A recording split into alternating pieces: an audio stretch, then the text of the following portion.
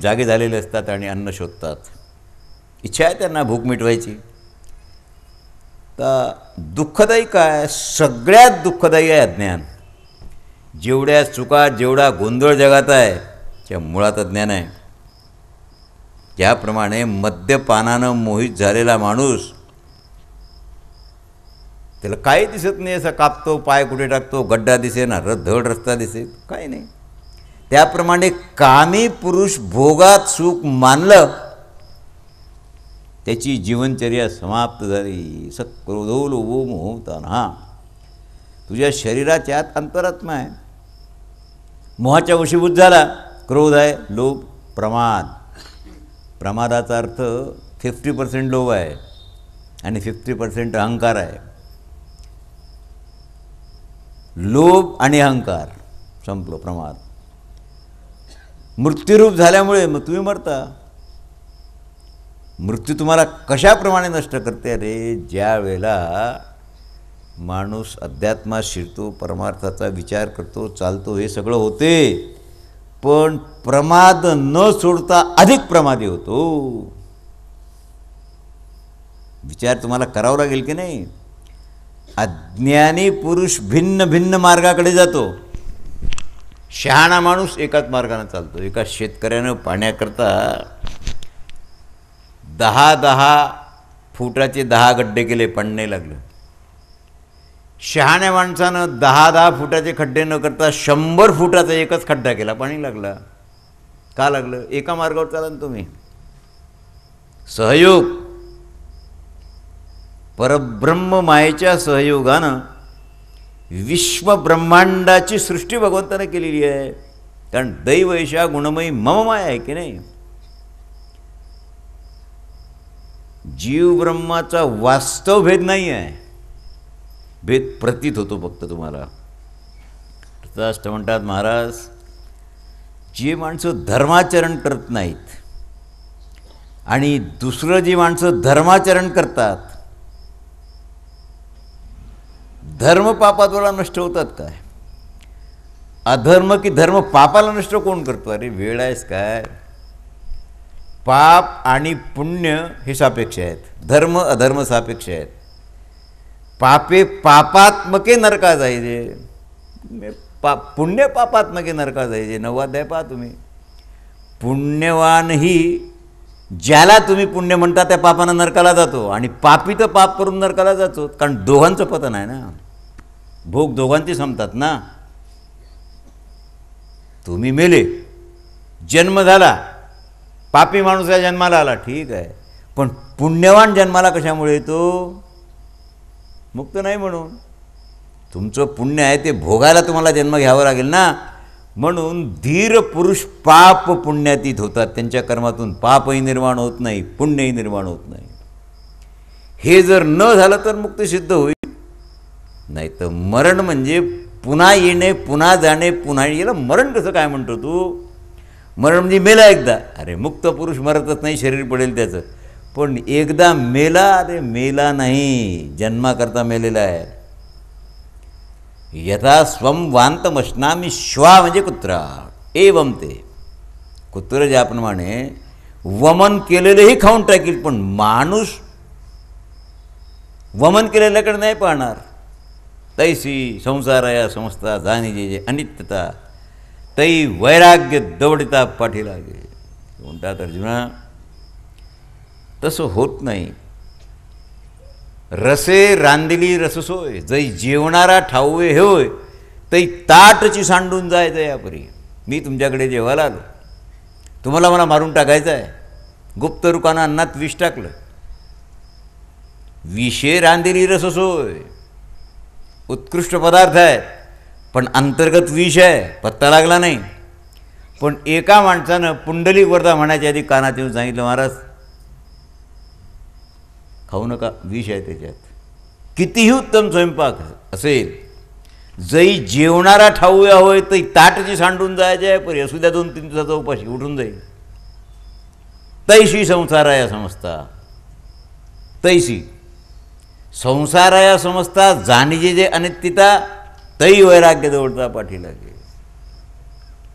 विषयुक्त अन्नाप्रमाणे हा संसार आहे याची प्रतीती ज्याला आली, प्रभादाचं प्रदर्शन आहे,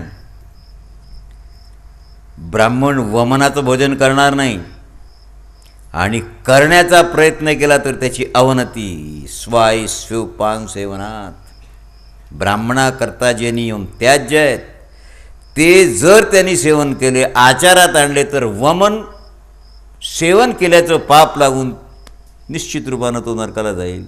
अनाढ्या मानुषे वित्ते ढ्याविदेवतिक्तांदा, जो लौकिक धनाच्या दृष्टीनं निर्धन आहे, दैवी संपत्ती आणि यज्ञ उपासना आदीनं संपन्न आहे,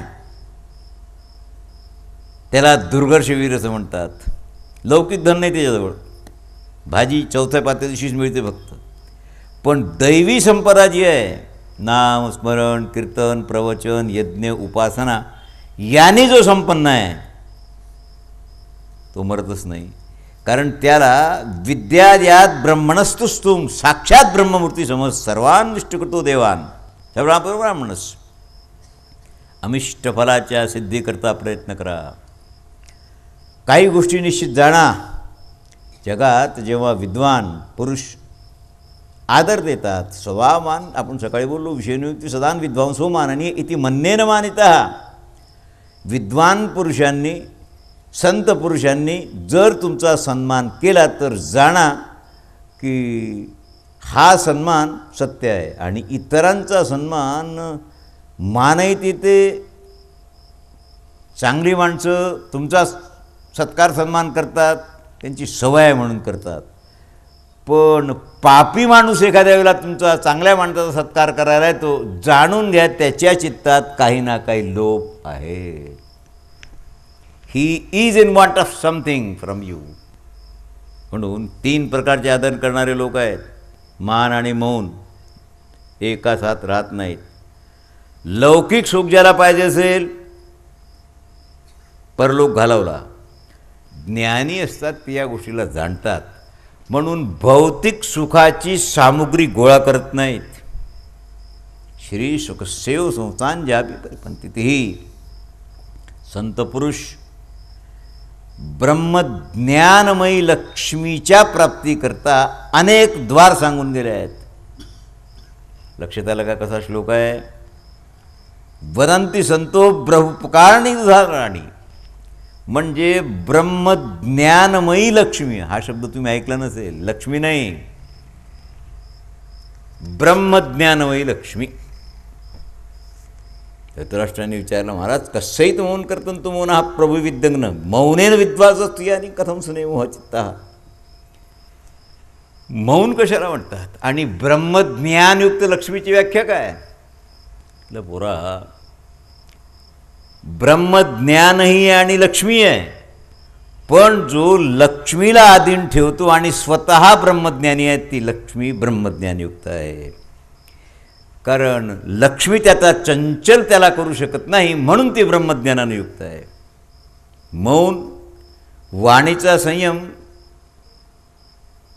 हे एक मौन आहे आणि खरं मौन आहे मनाचा संयम. परमात्मा मौन रूप आहे, तो बोलत चालत नाही. म्हणून मौन साधनानंच मौन रूपी परमात्म्याची प्राप्ती होऊ शकते. मनसहित वाणी जात नाहीत, बुद्धीची नक्की न लगे. कसं काय आहे? म्हणून प्रशांती तर तो मौन, परमात्म्याचंच नाम मौन आहे. वैदिक आणि लौकिक शब्द यांचा प्रादुर्भाव कुठून होतो? मौनापासूनच होतो. ऋचो यजुर्वेद थोडासा कठीण प्रश्न आहे हा. ऋग्वेद, यजुर्वेद आणि सामवेद हे जाणतो तरीही परिग्रह करतो, पाप करतो. व्यासांनी वेद निर्माण केला, दक्षिणा नाही घेतली, धन नाही घेतले, काही विकलं नाही. पण ऋग्वेद काय म्हणतो, यजुर्वेद काय म्हणतो, सामवेद काय म्हणतो हे जाणून कसं काय पाप करता? लिप्त कसं होता पापानी? वेद विक्रय म्हणजे नरक प्राप्ती निश्चित निश्चित निश्चित. वेदाचा विक्रय आणि वेदाचं भाष्य याचा विक्रय. रामायण असो, भागवत असो, भाष्य आहे की नाही वेदाचं? ब्रह्मसूत्राचं भाष्य आहे की दुसरं काय? गायत्रीचा इत्यर्थ आहे. श्रीमद भागवत म्हणजे वेदाचं भाष्य आणि गायत्रीचा इत्यर्थ याचा समागम आहे. घडला वेद विक्रय का? आता गीतेचं प्रवचन विकल्यावर काय झालं? 50,000 रुपये 2 तासाचे गीतेच्या प्रवचनाचा घेणारा माणूस काय विक्रेचं पाप आहे? संसृजात वा नैनम सामान्य तो वापी. मी तुला खरं सांगतो, अज्ञानी माणसाजवळ वेद नसणं बरं आहे, कारण पाप तरी नाही घडणार. पण जो ज्ञानी आहे, ज्याला वेदाचं ज्ञान आहे, तो अति पाप करतो आणि अज्ञानीही पाप करतो. पण वेद जाणणं न जाणणं हे पाप त्याच्याजवळ आहे, पण वेद जाणून त्याचा विक्रय करणं हे महापाप ज्ञानाजवळ असते. आला खुलासा? त्रायंते कर्मण हा पापांते ते मिथ्या ब्रह्म्या. लक्षात आलं ना तुमच्या? जो वेदाला जाणत नाही, अज्ञानी आहे, वेदाला न जाणणं हे पाप आहे, थोडं आहे. पण वेदाला जाणून त्याचा विक्रय करणं हे महापाप झालं. नशन नाव शिवजांतारंती माया माया वर्तमानम निडम. कपटपूर्ण धर्माचं आचरण करतो तो. त्याला वाटते धर्म आहे, मी प्रवचन करून राहिलो, कपटपूर्ण आचरण आहे. धर्मयुक्त कसं येईल? ते काय टोपल्यातली भाजी आहे काय? मिथ्याचारी माणूस असेल तर वेद त्याचा उद्धार करणार नाहीत. ज्याप्रमाणे शुष्क वृक्षाला पाहिल्यानंतर पक्षी उडून जातात, त्याप्रमाणे जेव्हा त्याचं पाप या कर्मानं वाढते आणि तो नरकाला जातो, त्यावेळेला वेद त्याचा त्याग करतात. राष्ट्र म्हणतो च वेदोनिदान धर्मरांतू शकता विचक्षणा. परत कस्मात प्रलापो ब्राह्मणानां सनातनः. वेदवित्ता जो ब्राह्मण आहे तो पवित्र असतो. हा प्रलाप आहे काय? त्याला काय वेदवेत्ता ब्राह्मण. आता प्रलाप म्हणजे नुसतं बडबडणं असा त्याचा अर्थ आहे. प्रलापो ब्राह्मणानां सनातनः. विद्वान आहे, जर धर्मा वाचून वेदरक्षा करण्यात समर्थ नाही आहे, वेदवेत्त्याच्या पवित्र होण्यात सत्यता आहे की प्रलाप आहे? आणि पूर्वीपासून याचं काय उत्तर आहे? प्रलापो ते संशय. हा ऋग्यजी सामान्यभूत ब्रह्मलोके मह्यते ही ऋच्या ऋग्वेदाचीच आहे. यजुर्वेद आणि सामवेदानं पवित्र होऊन ब्राह्मण जर ब्रह्मलोकात प्रतिष्ठित झाला तर त्याला वेदवचन वेदवेत्ता, कारण निष्पाप झाला मग तो. पण ही स्थिती तुला वाटते की हा प्रलाप आहे, नाही आहे, तसं नाही आहे. प्रॅक्टिकली ज्या वेळेला हा सत्यलोकात किंवा वेदोक्त आचरणानं तिथपर्यंत जातो, त्यावेळेला निश्चित रूपानं वेद त्याचं रक्षण करतात. वेदवेत्ता ब्राह्मण कधी कधी क्षात्रकर्म करतो. अरे करू दे त्याला, धर्माचं आचरण करतो. 21 वेळा पत्नी क्षत्रिय केली, परशुरामानी पाप लागला का त्यांना? द्रोणाचार्य लढले, नरकाला नाही गेले.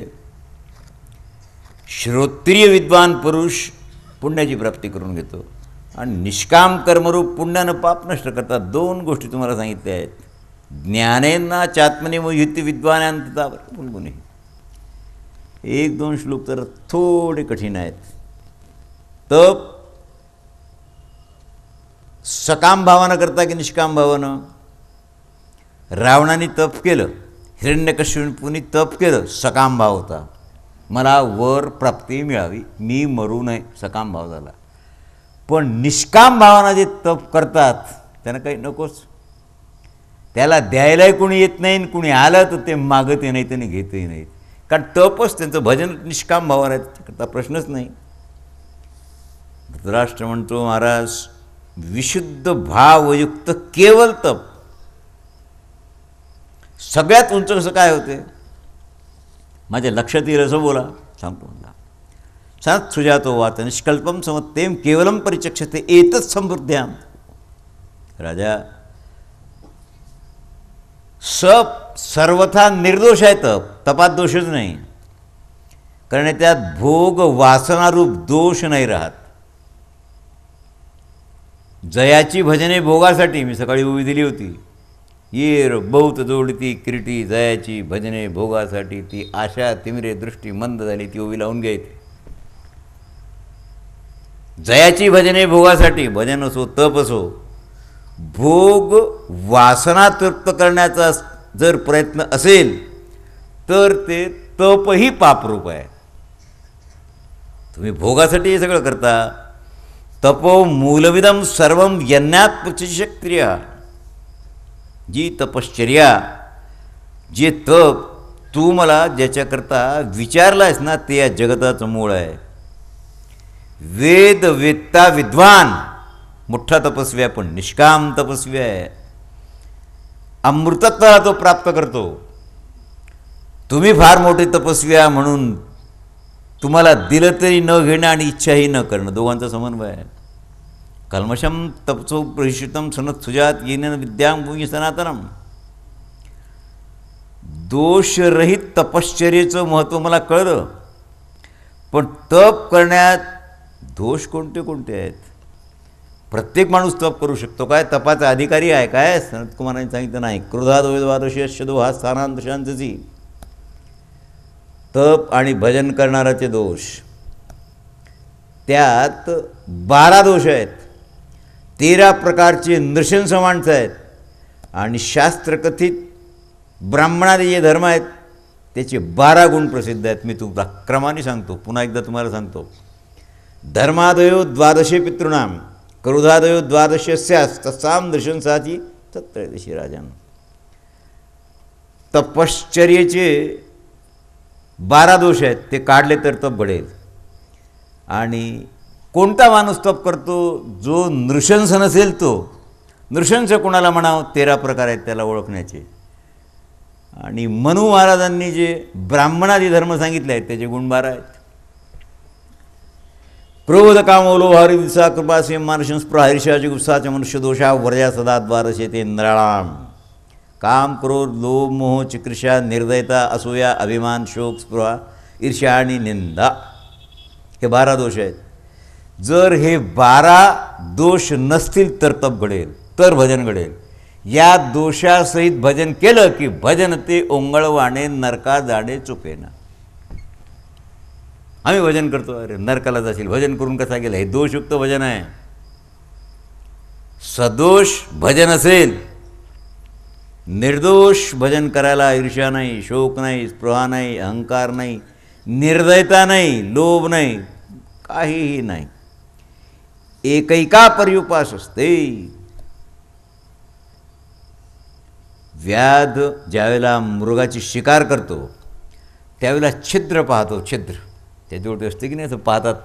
पूर्वी शिकार करणारे लोक आपण पाहत होतो वनात. त्याला एक भोक असते ते समोर धरतात त्याला. आणि हा गवत खाण्यात गुंतला आहे काय काही संगीत ऐकण्यात गुंतला आहे का असं छिद्र पाहतात. त्यात तो क्षणभर गुंतला की बाण टाकला. त्याप्रमाणे राजा मृत्यू काही करत नाही. तुमचं छिद्र पाहतो. छिद्र त्याला माणसाचा दोषरूपी छिद्र दिसलं की त्याचं आक्रमण झालं. त्यात लोलुपता अपमान सहन न करू शकणे निरंतर क्रोधी असणे चांचल्य आणि आश्रिताचं रक्षण न करू शकणे हे दोष असतात. संभोग संवित विषमोत्तिवानी दत्ताने उपी कृपणो बलियात. ज्यांचं बच्चे पैदा करण्यातच आयुष्य जाते. शिशुपाल संतती पैदा करा त्यांना शिकवा त्यांची लग्न करा आणि आयुष्य संपून गेलं की मरून जा. पण म्हातारे झाल्यावर परमार्थ करू भजन करू पंढरीला जाऊ मग पुढे वेळच वेळ आहे या भ्रमात राहू नका. अरे आयुष्य खो खोचा खेळ आहे. कोणाला खो बसेल सांगता येईल का? कोणाला क्षणभंगूर नाही भरवसा वारे सावत तोडा माया कशा करताय? राजा जे विषमतेने भरलेले आहेत अत्यंत अहंकारी आहेत आणि दान देऊन पश्चाताप करणारे आहेत. कशाला एवढं दान केलं? जे अत्यंत कृपण आहेत जे अर्थ आणि कामाची प्रशंसा करतात आणि जे स्त्री द्वेषी आहेत. स्त्री द्वेषीचा अर्थ काही महाराज लोक त्यांना बायको तर पाहिजे अंधारात उजळत नाही पाहिजे. पण बाईला नमस्कार करू देणार नाहीत, पायाला हात लावू देणार नाहीत, लांबून दर्शन कर, मला तोंड दाखवू नको, बाईच्या हातचं जेवत नाहीत. आता स्पर्श चालत नाही. मायच्या पोटात तो बाबा 9-10 महिने होता, मग आईचा स्पर्श होता की नाही? म्हणजे बाईनं पायाला हात लावला तर हा बाटून जाईल, एकदम कामोद्भव होईल. पण नोटाच्या बंडलानं बाटत नाही. तिला काय ये ना भंगाच्या घरचं बंडल. तुमच्या घरी सिलेंडर येतात ना, नाव आहे का त्याच्यावर की XYZ माणसाच्या घरचं, ब्राह्मणाच्या आलं की चांडालाच्या घरचं आलं, 5 मिनटं तर दम नाही निघत तुम्हाला सिलेंडर संपल्यावर. हां, कोणाच्या हातचं त्यात जड आहे? जड असतं आहे, शरीर तर जड आहे तुमचं. जड काय नाही, पदार्थ जड, देव सोडून सगळं जडच आहे.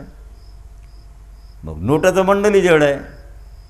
त्याच्यावर पाण्याचं शिंपडावं लागत नाही, गोमूत्र शिंपडावं लागत नाही, गंगाजल शिंपडावं लागत नाही, काहीच तर करावं लागत नाही. हे पटकन हाती घेता तुम्ही. आणि बाई, तिला आई समजाना म्हणजे काही गडबड नाही होणार. बाईला आई समजल्यावर काही वांदा आहे काय? ज्ञानोबा रायांनी भिंतीला बाई म्हटलं, तात्काळ चालली. अप्रिय घटना जर झाली, व्यथा नाही. राजन, त्याग फार महत्त्वाचा आहे. कारण त्याग 6 प्रकारचे आहेत. पहिला त्याग सर्वश्रेष्ठ आहे. 6 त्याग.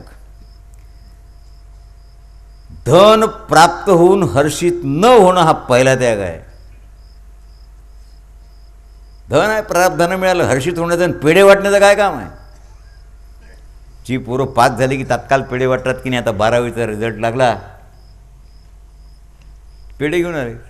खरे पास झाला, पेढे कोणता विद्यार्थी वाटतो ज्याला पास होण्याची खात्री नाही. तो गॅरंटीनं ज्याला माहीत आहे की मी मेरिटमध्ये येईल, पेढे वाटायचं कामच नाही. पास होण्याचं आहे, पण आयदरावर असेल त्याला पेढे वाटणेच आहेत. कारण त्याला माहीत होतं आपण नापास होऊ. आणि नापास पास झालो, वाटा पेढे. डॉक्टरने सांगितलं की पोटातला गर्भ बरोबर नाही, लेकरू जिवंत गेली की ते शंकित आहे, काट्ट झाल्याबरोबर पेढे. अरे पण सगळं कुशल आहे. आपल्या इथे मागिनीनं बाळणपणे केल्या बायाचे पेढे नाही वाटले हो कोण. 5-5, 7 लेकरं झाले आम्हाला. ती मागीन, ती सुईण, तोच दवाखाना. पेढे वाटायचं कामच नाही. कारण माहीत आहे सक्सेसफुल डिलिव्हरी. इथे तर चीर आहे, फाडवा आहे, उभा काटो, आळा काटो, काय कोण करतोय सगळं? पहिला त्याग आहे. यज्ञ, होमादी, विहीर, तलाव, बगीचे यात धन खर्च करणं हा दुसरा त्याग आहे. आणि वैराग्ययुक्त राहून इच्छेचा त्याग करणं हा तिसरा त्याग आहे. अनिर्वचनीय मोक्षाचा उपाय करणारे जे संत आहेत, तिसऱ्या त्यागात हा विशेष गुण आहे. राजन, संग्रम शिकामताय बागे हे. चौथा त्याग आहे नच कर्मसिद्धिस्वेन सर्व गुणयुक्ता. जो पुरुष सर्व गुणांनी युक्त आहे, धनवान आहे, आणि जर त्याची कर्म सिद्ध झाली नाहीत तर त्याच्याकरता दुःख आणि ग्लानी न करणं. नाही लक्षात आलं का? मी स्पष्टीकरण सांगतो.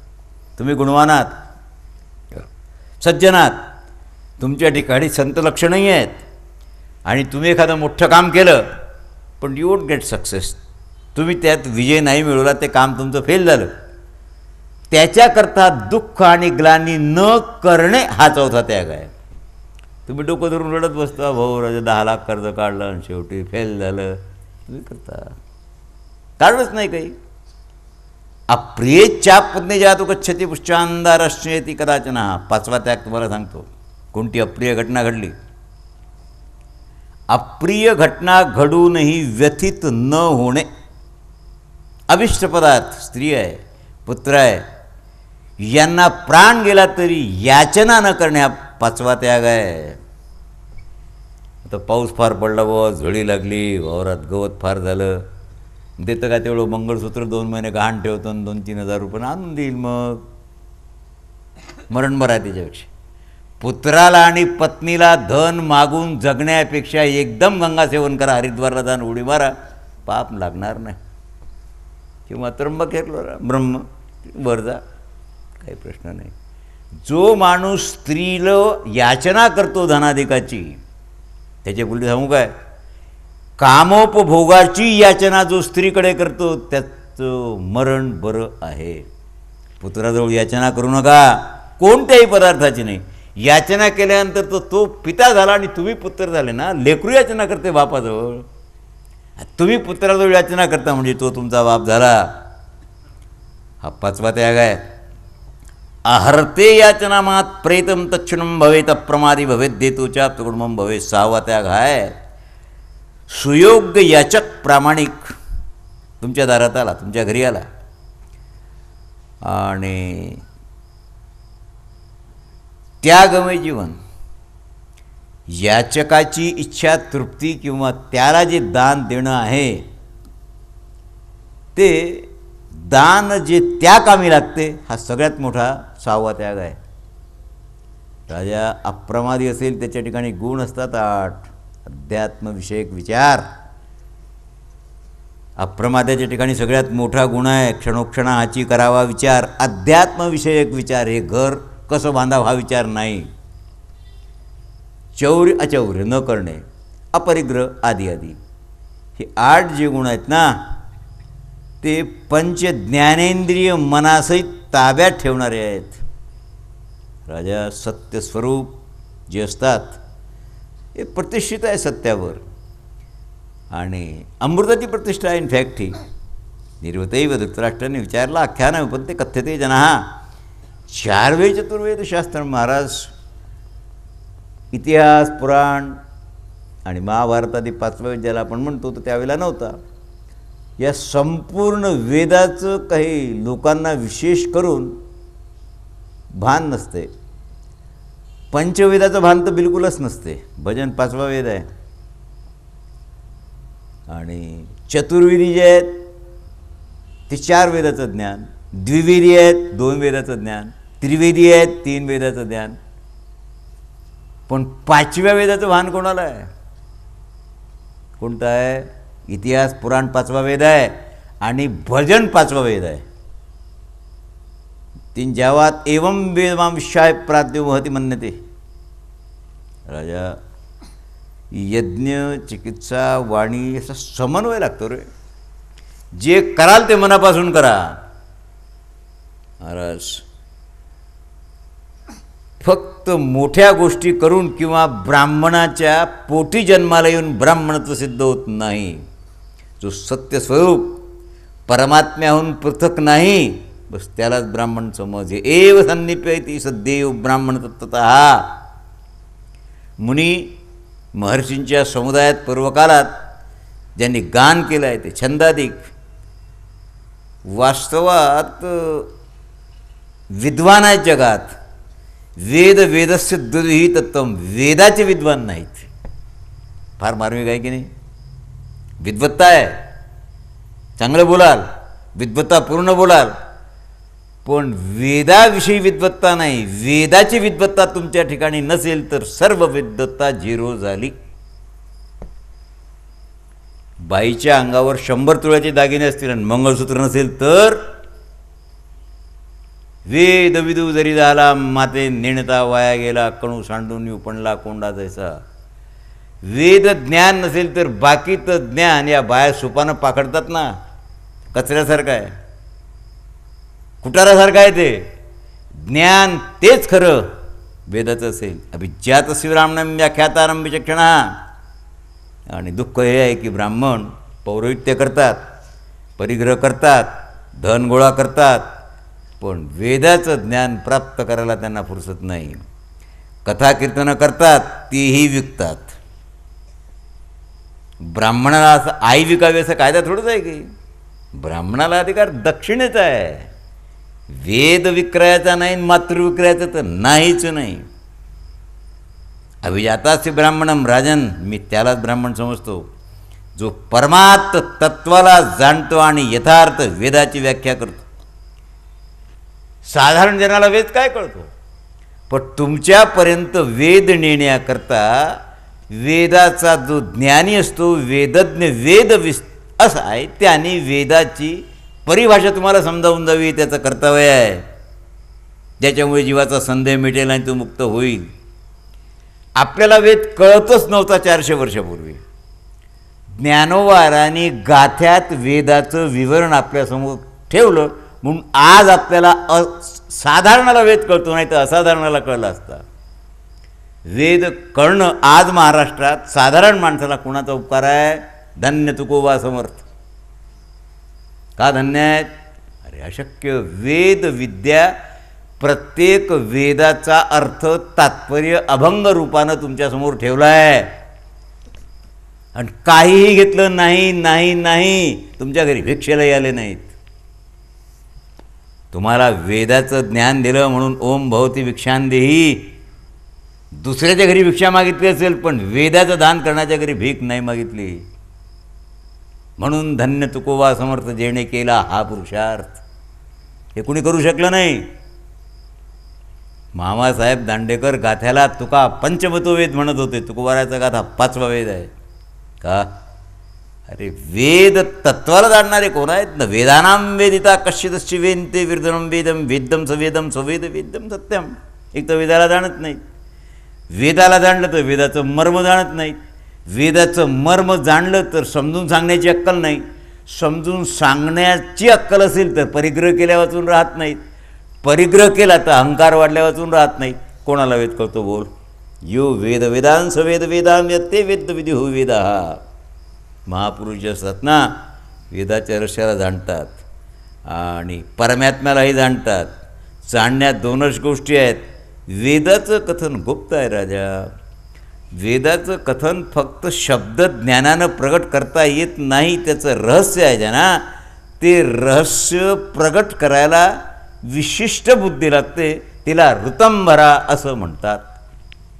वेदाचं रहस्य ज्ञान प्रगट करायला साधारण बुद्धी नाही, जी ऋतंभरा बुद्धी आहे, जी जागृत झालेली ज्ञान जागृती ज्या बुद्धीला मिळाली तिला ऋतंभरा जागृत झाली म्हणतात. बस तोच महापुरुष करू शकेल. आणि ही गुरुकृपा निर्मळ भागीरथी तसं होत नाही. द्वितीयेचा जो चंद्र आहे ना तो काय दाखवतो? एवढीशी कोर असते की नाही बीजेच्या चंद्राची. काय दाखवतो तो चंद्र तुम्हाला? आता तुम्ही उपास सोडता, काय करता, जेवता ते जाऊ द्या, पण कला दाखवतो. तो कला, तो चंद्र कला दाखवतो की माझ्यातल्या 13 कला कमी झाल्या. काय दाखवतो? मी उदयाला आलो हे नाही दाखवत. बीजेचा चंद्र पौर्णिमेला 15 कलांनी युक्त आहे. द्वितीयेला स्वतःचं स्वरूप प्रगट करतो किंवा माझ्या 13 कला लुप्त आहेत आणि दोनच आहेत. तसं मूर्ख वक्ता ब्राह्मण आदी असतील तर ते बीजेच्या चंद्राप्रमाणे माझ्यातले 11 गुण लुप्त आहेत, 1च गुण शिल्लक आहे दाखवतो. काय काय व्याख्या असेल? अभिजातास्मी ब्राह्मणम व्याख्यातारम विचक्षणम. धृतराष्ट्रा, माझी समज ब्राह्मणाकरता त्याला वेगळी आहे. वेदाची यथार्थ व्याख्या करणारा ज्या व्याख्येमुळे संदेहाच्या सुटल्या गाठी, संदेह शब्द येते, झालो पोटी शीतळ. तुकोबारा म्हणतात संदेहाची गाठ सुटल्यावर पोट शीतळ होईल. हा कॅन्सर आहे. म्हणून ज्याच्या व्याख्या केल्यामुळे संदेह संपतात, संपूर्ण संशयाला मिटवील, त्यालाच मी ब्राह्मण संत विद्वान समजतो. नाना परेश्रेणे गच्छेत प्राचीनमोत नारवाचनाम करिस्तात. आत्म्याला शोधणारे जे आहेत, पूर्व पश्चिम दक्षिण उत्तर 4 दिशेला जातील तरी आत्मा सापडणार नाही. मोको कहाँ ढूंढे रे बंदे, मैं तो तेरे पास नहीं. मंदिरात शोधता, मस्जिद नाम आहे मंदिर, नाम आहे मस्जिद, ना कावा कैलास में. अंतर्मुख झाल्यानंतर गुहेत लपलेलं सत्य किंवा ब्रह्म तुम्हाला प्रतीतीला येईल. या प्रदेशात धुंडून तुम्हाला काही सापडणार नाही. अंतर्मुख व्हावं लागेल. चतुर्दान ब्रह्मचर्यानं वागा. सनदशुदात म्हणतात काहीही झालं तरी ब्रह्मचर्येने याचा तुमच्या लक्षात आलं काय? लग्नच न करणं नाही नाही नाही नाही. ऋतुकालात पत्नीचं सेवन करतो त्या गृहस्थालाही ब्रह्मचारी म्हणतात. परस्त्रीचं सेवन न करणाऱ्या गृहस्थालाही ब्रह्मचारी म्हणतात. कधी कधी विशिष्टादी पुरुष तुम्हाला पर दिसते म्हणून त्या स्त्रीच्या सेवनाचा प्रयत्न करतील, पण तुम्हाला त्याचं ज्ञान नसते. त्या महापुरुषाला ती पर नसते, हे लक्षात ठेवा. कारण तुम्हाला एक जन्म दिसतो ना.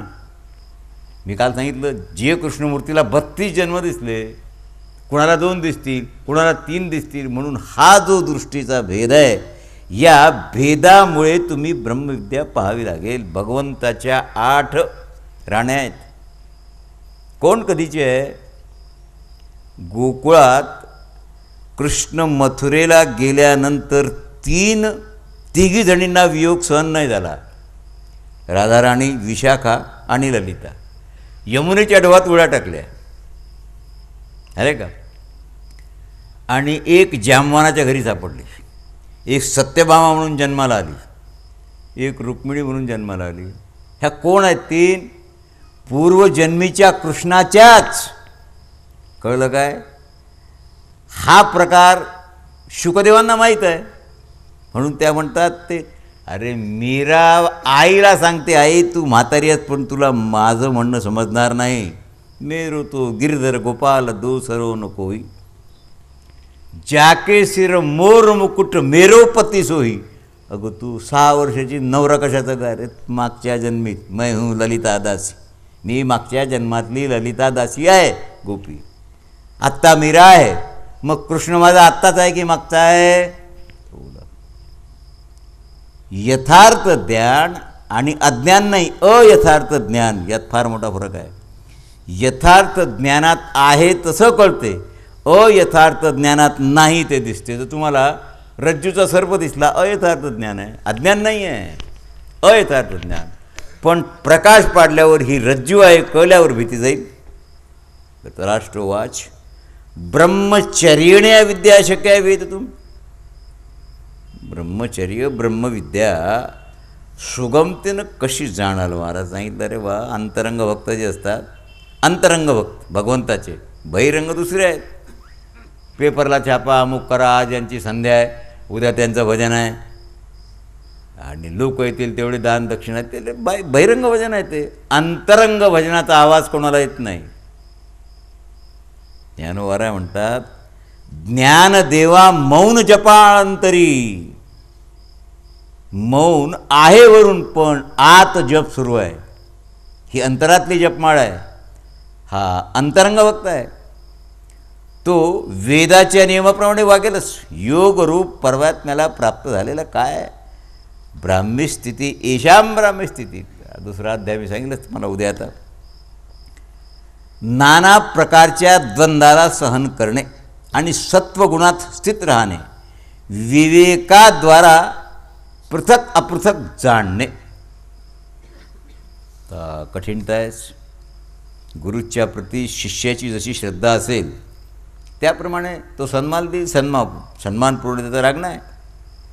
गुरुपत्नी आणि गुरुपुत्राबरोबरही शिष्यांना सन्मानानं वागावं लागते, यद्यपि त्यांचा अधिकार नसतो.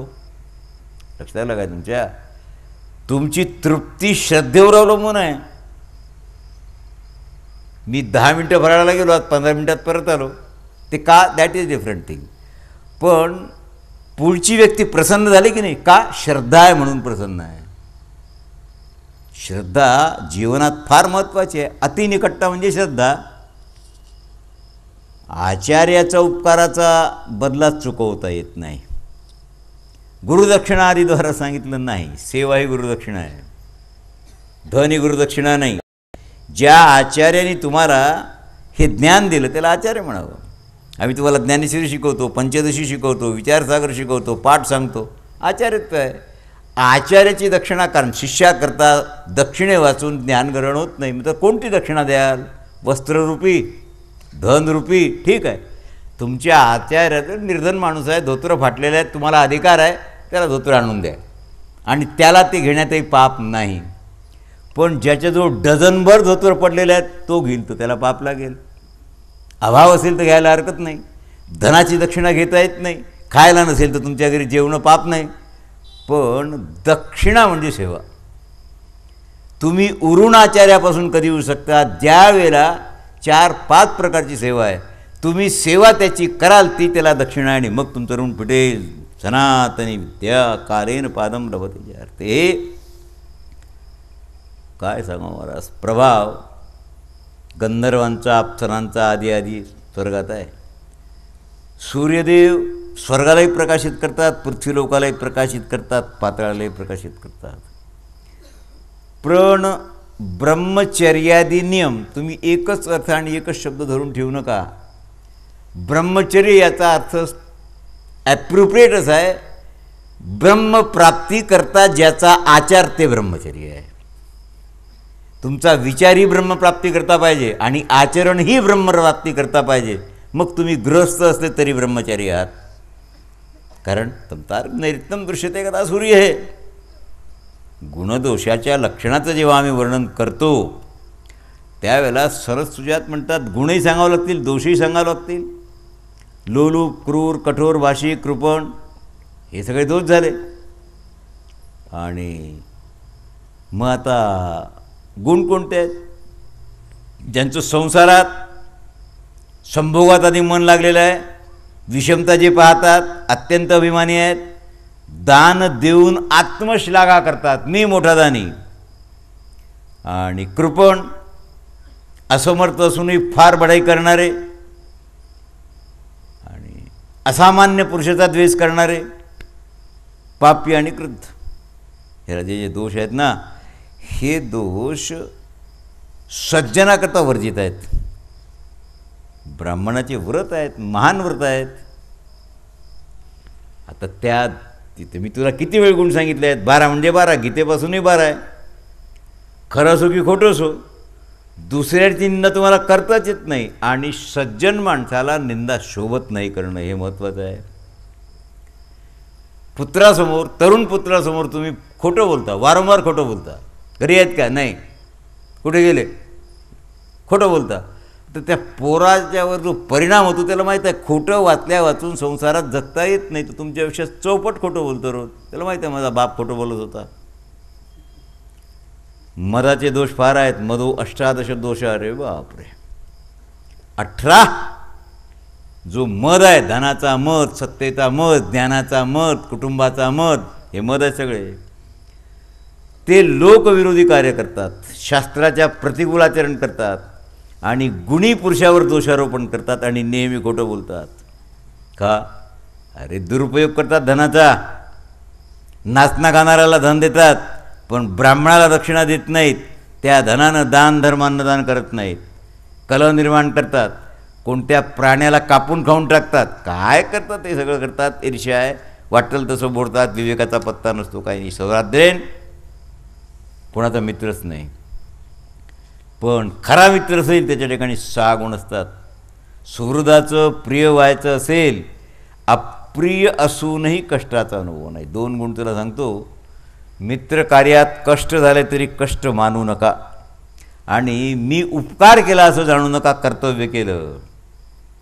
तुमचं जे चिरतनसित असेल ते जेवढं माझ्याकरता उपयोगी तेवढंच माझ्या मित्राकरता असा भाव असेल तर मैत्री खरी आहे. मित्राला धन देऊन प्रत्युपकाराची वासना ठेवू नका. मी याच्या मुलीच्या लग्नात ₹1,00,000 दिले, उद्या माझ्या मुलीचं लग्न आहे, याले मदत नाही. नाही, मैत्री नाही, तो व्यापार झाला. मित्राच्या कमाईवर अवलंबित राहू नका. राजन, वैराग्याची कमी असेल तर माणूस असं वागतो. सत्यस्वरूप जो ब्रह्मबोध आहे,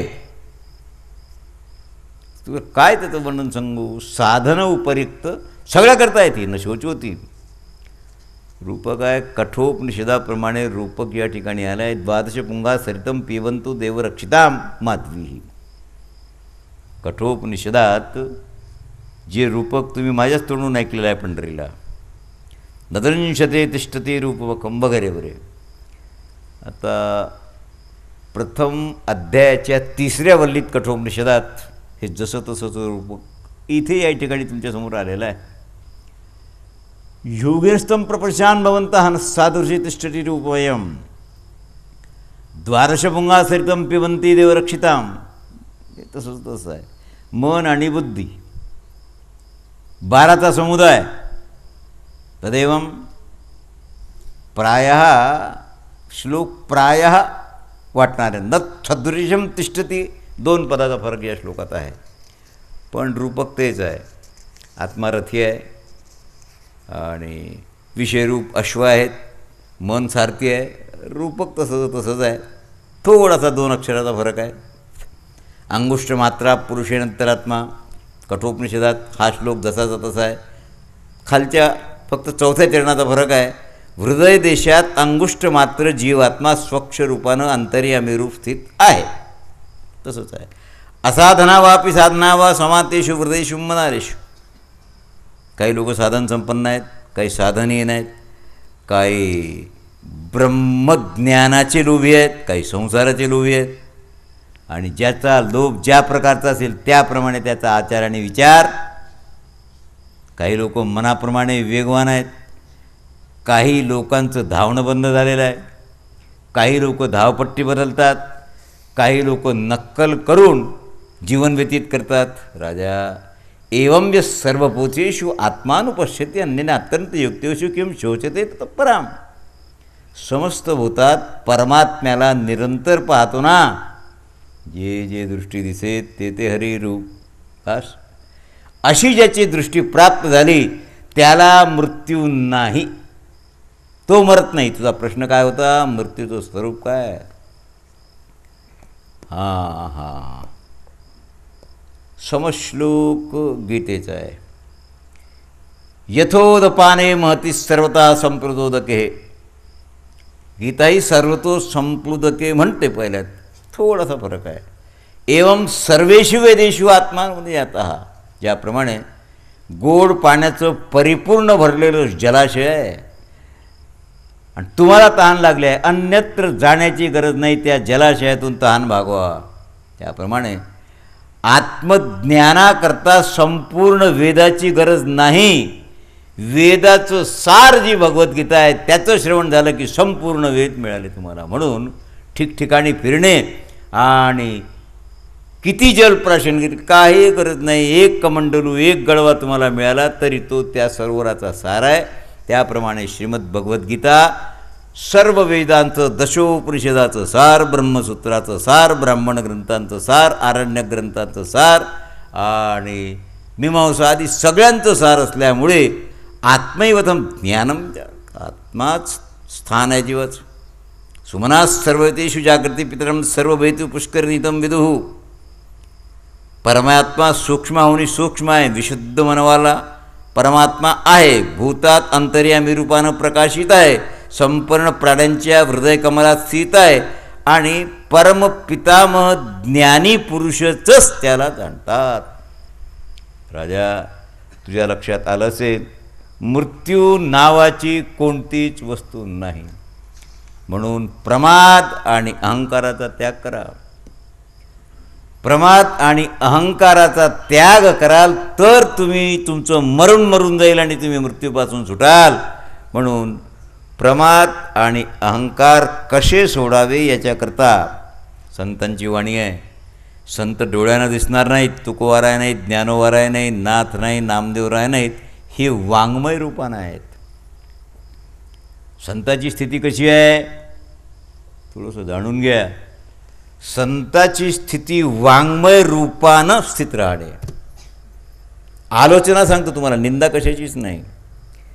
ह्या भारतभूमीत संतच संत झाले, विदर्भात अनेक संत झाले, महाराष्ट्रात संतच संत, दक्षिणेत सगळ्या ठिकाणी संत आहेत. पण आपल्याजवळ वाङ्मय रूपानं किती संत आहेत? आणि नियम असा आहे की संत दर्शनानं पाप जाते. आत्ता तुम्ही इथे गजानन महाराजच्या दर्शनाला येता, पाप जाईल की न जाईल? गॅरंटीनं जाईल, गॅरंटीनं जाईल.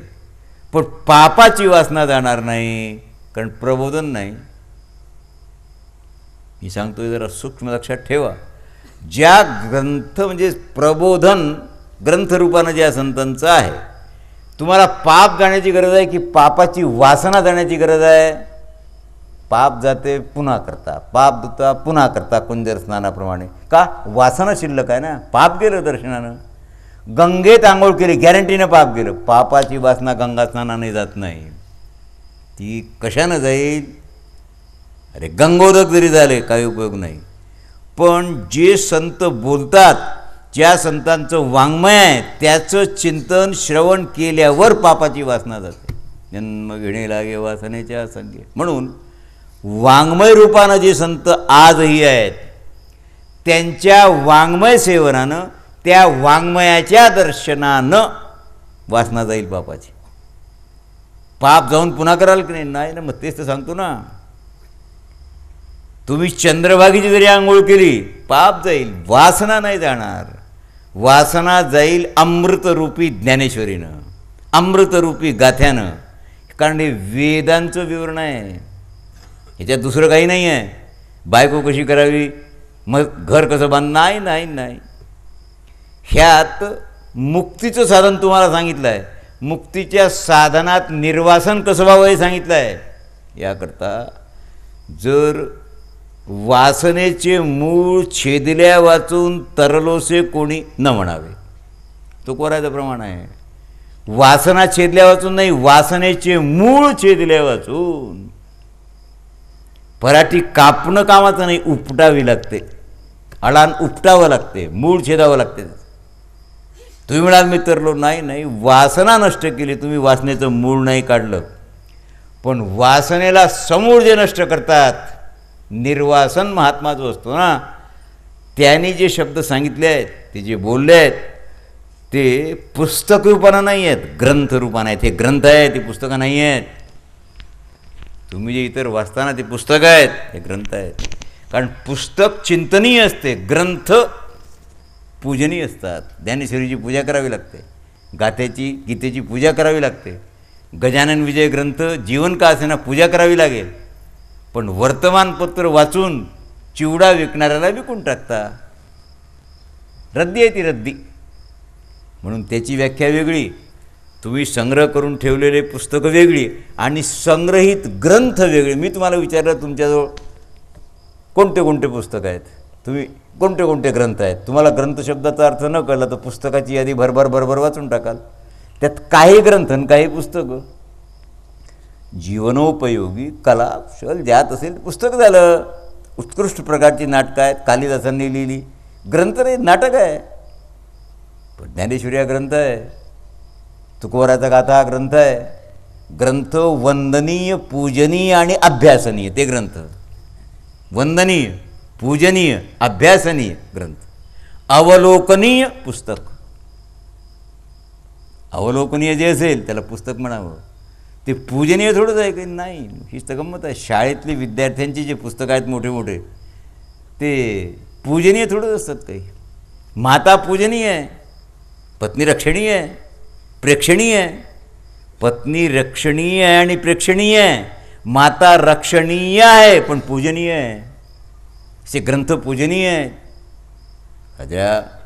अरे मरणाचा प्रश्नच नाही. ब्रह्मज्ञान प्राप्तीनंतर मरणा हाती सुटली काया विचारया निश्चय. तुझं समाधान मी शंकेचं केलेलं आहे. पुन्हा मृत्यू म्हणजे काय विचारू नको. तुझी पोरं मरतील, तूही मरशील का? प्रमादी आहात ना तुम्ही. अहंकारी आणि प्रमादी आहात. प्रमादच मृत्यू असल्यामुळे प्रमादाला धर्मराज युधिष्ठिराने जिंकलाय म्हणून त्याचं मरण मेलेलं आहे. मी उद्या तुम्हाला सकाळच्या प्रवचनापासून 2 दिवस गीता सांगितली. पुंडलिक वरदा हरी श्री ज्ञानदेव ठाला ठाला ठाला ठाला ठाला ठाला. पंढरीनाथ महाराज.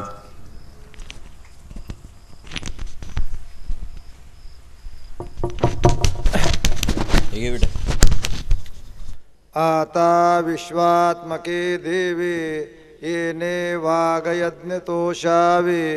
तोषो निमज द्यावे पसाय दान हे. जे खळाची व्यंकटी सांडो तया सत्कर्मे रती वाढो. भूता परस्परे पडो मैत्र जीवांचे दुरितांचे तिमिर जावो. विश्व स्वधर्म सूर्य पाहो. जो जे वांछिल तो ते लाहो. प्राणिजात वर्षत सकळ मंगळी. ईश्वर निष्ठांची मांदियाळी. अनवरत भूमंडळी भेटो तया भूता. चला कल्पतरूचे अर्व. चेतना चिंतामणीचे गाव. बोलती जे अर्णव पियुषांचे. चंद्रमे जे अलांछन. मार्तंड जे तापहीन. ते सर्वाये सदा सज्जन सोय रे होतू किंबहुना सर्वसुखी पूर्ण होणे ते लोकी भजे ज्वादे पुरुखे अखंडित आणि ग्रंथोपजीवे विशेषी लोकी दृष्टादृष्ट विजय होवावे जी एथ म्हणे श्री विश्वेश्वराहो हा होईल दान पसावो येणे वरे ज्ञानदेव सुखिया झाला येणे वरे ज्ञानदेव सुखिया झाला येणे वरे ज्ञानदेव सुखिया झाला कुंडली गवर्धा हरिविठ्ठल श्री ज्ञानदेव तुकाराम मारुती महाराज की जय समर्थाप्पा स्वामी महाराज की जय ऐका आज हरिदिनानिमित्त गजानन महाराज मंदिरामध्ये 10 ते 11 हरिकीर्त होईल ज्या लोकांची